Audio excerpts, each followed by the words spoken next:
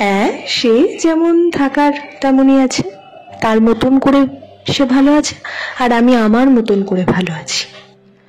সে এখন বিবাহিত, যথেষ্ট সুখে শান্তিতে সংসার করছে। তাহলে রূপ, 2 বছর আগে আমাদের সম্পর্কটা ভেঙে গেছে। আজ আর কোনো অস্তিত্ব নেই ওর আর আমার মধ্যে কি সম্পর্ক ছিল।